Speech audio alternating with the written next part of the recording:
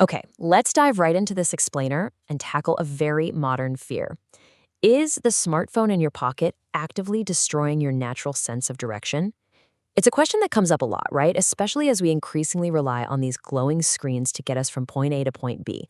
I mean, think about that sinking feeling you get when your battery dies and you suddenly realize you might actually get lost just trying to navigate back from a coffee shop in your own neighborhood, all because you don't have that little blue dot guiding you. We literally have more computing power in our hands than the original technology used for the Apollo moon landing, and we regularly use it just to find the nearest drive-thru. This intense daily reliance begs a pretty huge question.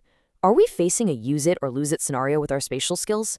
Are our brains actually forgetting how to navigate the physical world simply because we're letting the machine do all of the heavy lifting? Wow, a really fascinating 2024 study by Topete and colleagues set out to discover the actual truth behind this dilemma. They wanted to know if GPS actively ruins our cognitive maps over time. And by cognitive maps, I mean that internal mental layout we naturally build of our surroundings as we explore them. So, is it a strict use it or lose it situation? Or do anxious navigators simply use GPS more often because they already lack confidence in their own spatial abilities? It's your classic chicken or egg scenario, just applied to human cognition and everyday technology. To figure this out, we first need to look at breaking down our GPS use. The researchers realized pretty quickly that they couldn't just treat GPS use as one massive, monolithic behavior. If we're gonna understand how it affects our brains, we have to categorize exactly how we interact with our navigation apps. Because, let's be honest, we don't all use these apps the exact same way. They broke GPS usage down into four distinct functions. First, there's turn-by-turn navigation, which is that highly reactive dependence where you're just waiting for a voice to tell you to turn left in 500 feet. Second is route planning, a much more proactive step where you look at an overview of a route before you actually leave the house. Third is checking time and traffic estimates. And fourth is finding a specific service, like searching for a gas station or a quick bite to eat along your current route. When you actually dig into the frequency data, it reveals something super interesting. Our absolute most frequent use of GPS across the board, it's just checking time and traffic estimates. People use this specific function the most, completely regardless of their inherent spatial abilities. It turns out, even the absolute best navigators among us want to know if there's a huge traffic jam ahead.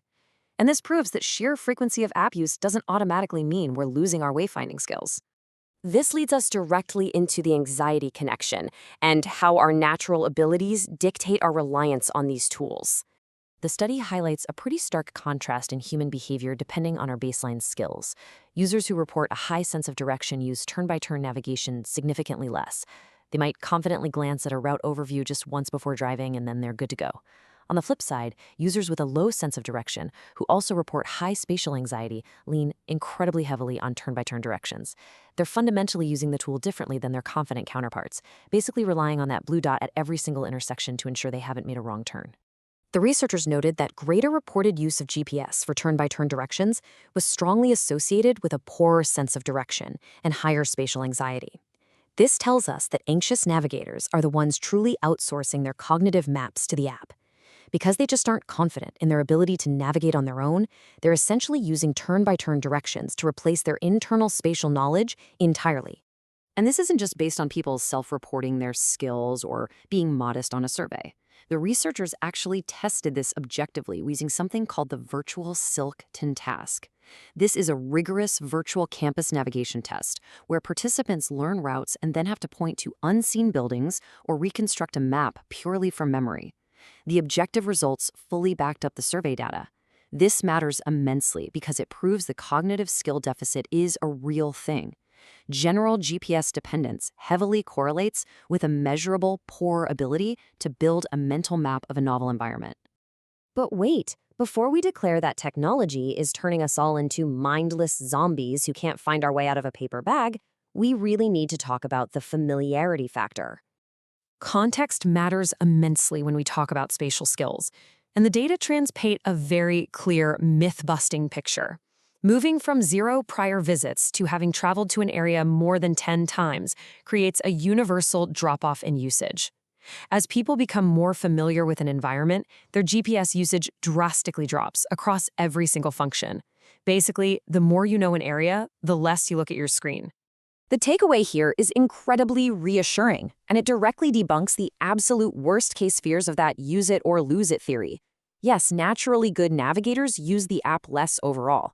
And sure, people with a low sense of direction use it more.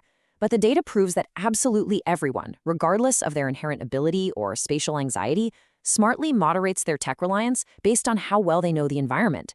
We aren't just blindly following glowing screens in our own neighborhoods. Our brains are actually still actively learning the physical layout of the world around us. Which brings us to a really uplifting conclusion. We are augmenting instead of replacing. The researchers concluded that for the vast majority of our everyday scenarios, we are actually using GPS to augment our spatial knowledge, not to entirely replace it. We use it mostly for dynamic data, like that highly frequent time and traffic checking we talked about earlier. We're just adding real-time conditions to the static cognitive maps we already hold securely in our heads. The tool enhances what we know, rather than wiping it out. So I'll leave you with this provocative thought to end our explainer today. The next time you get behind the wheel and automatically pull up your favorite map app, ask yourself, are you actively building your mental map right now? Or are you just outsourcing it to your phone? Being a little more mindful of how you use the tool might just be the secret to keeping your internal compass sharp.